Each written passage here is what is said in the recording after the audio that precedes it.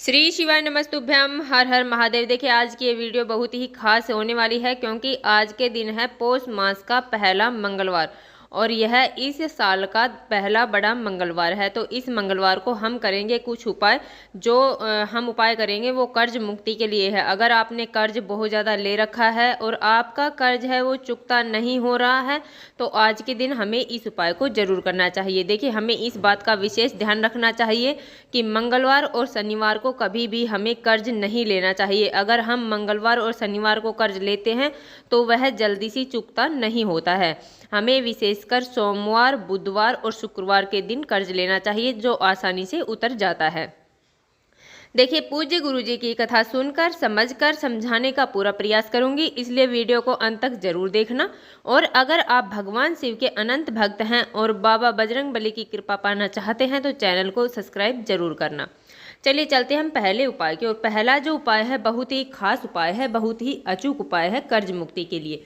देखिए हमें करना क्या है, हमें लेनी है 11 लौंग। लौंग है वो हमें साबुत लेनी है, खंडित लौंग नहीं लेनी है। उसके बाद में हमें लेने हैं 9 तुलसी दल, तुलसी के पत्ते हमें ले लेने हैं और एक हमें लेनी है मौली जिसे हम कलावा बोलते हैं।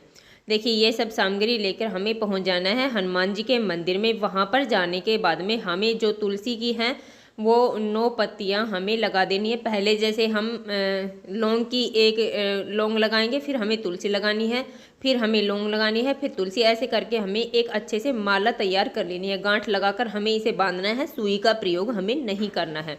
देखिए हमें ऐसी माला तैयार कर लेनी है और हमें हनुमान जी के मंदिर में हनुमान जी को यह माला समर्पित कर देनी है, पहना देनी है। और हमें अपनी कर्ज मुक्ति से प्रार्थना करनी है कि हमारे पास ये कर्ज है और इसे आप चुकता करेंगे। आपके समक्ष हम ये समस्या रखते हैं, तो हमें ऐसे कर लेना है। देखिए आपका कर्ज है वो अवश्य ही चुकता हो जाएगा। चलिए चलते अब हम दूसरे उपाय की। और दूसरा वो जो उपाय है वह भी बहुत ही खास उपाय है, बहुत ही अचूक उपाय है कर्ज मुक्ति के लिए। देखिए कर्ज मुक्ति के लिए हमें करना क्या है, 2 लौंग ले लेनी है। लौंग हमें साबुत लेनी है, फूल वाली लौंग लेनी है, हमें खंडित लौंग नहीं लेनी है। देखिए उसके बाद में हमें लेना है थोड़ा सा शहद। ये दोनों सामग्रियाँ सबके घर में आसानी से मिल जाएंगी, तो हमें बहुत ज़्यादा लेने की आवश्यकता नहीं है, हमें थोड़ा सा शहद ले लेना है।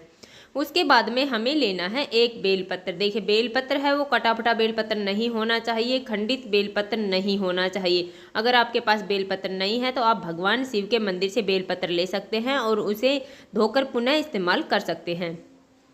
इसके बाद में हमें लेना है 1 लोटा जल। लोटा है वो तांबे का लेंगे, उसमें हम शुद्ध जल भर लेंगे और ये सब सामग्रियाँ लेकर हमें पहुँच जाना है भगवान शिव के मंदिर में।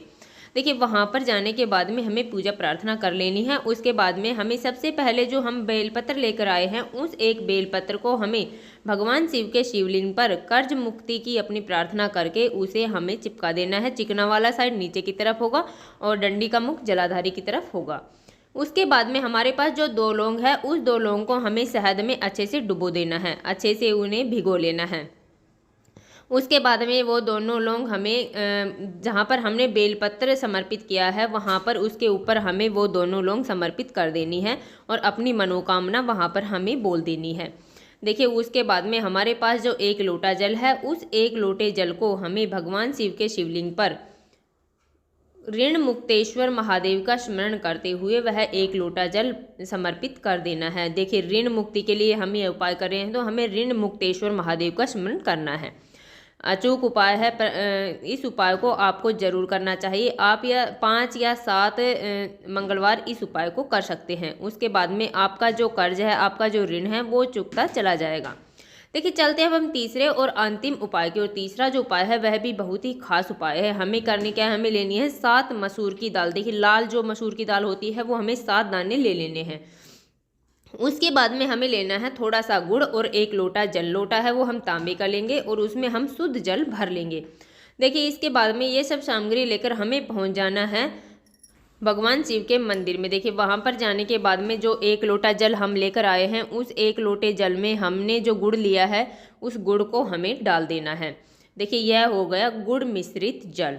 इसको उसके बाद में हमारे पास जो 7 मसूर की दाल है, उस 7 मसूर की दाल को हमें अपने हाथ में ले लेना है और उसे ऋण मुक्तेश्वर महादेव का स्मरण करते हुए भगवान शिव के शिवलिंग पर समर्पित कर देना है वो 7 मसूर की दाल, और अपनी मनोकामना हमें वहाँ पर बोल देनी है।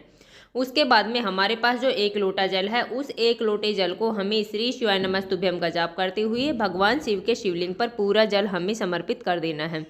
मात्र इतना सा उपाय करना है। इतने से उपाय से आपके सभी ऋण हैं वो सभी समाप्त हो जाएंगे। आपने जो कर्ज ले रखा है, आपने बैंक से अगर लोन ले रखा है, तो आपका वो बहुत ही जल्द चुकता हो जाएगा। देखिए, हमने अपनी तरफ से समझाने की पूरी कोशिश की है। अगर आप इन उपायों को करते हैं, आप पूरे श्रद्धा भाव से के साथ करते हैं, तो आपका जो मनोकामना है, आपके जो इच्छा है, वो अवश्य ही पूरी हो जाएगी। कम से कम आपको 5 या 7 मंगलवार इन उपायों को जरूर करना है। ये तीनों उपाय ऋण मुक्ति के उपाय हैं, इसलिए हमें इसे जरूर करना है। देखिए, हमने अपनी तरफ से समझाने की पूरी कोशिश की है। उम्मीद है आपको वीडियो समझ में आ गई होगी। अगर वीडियो अच्छी लगी तो लाइक करना, और अगर आप चैनल पर नए हैं और अभी तक आपने चैनल सब्सक्राइब नहीं किया है, तो ऐसे ही छोटे छोटे उपायों को देखने के लिए प्लीज़ हमारे चैनल को सब्सक्राइब जरूर करें। श्री शिवाय नमस्तुभ्यम। हर हर महादेव।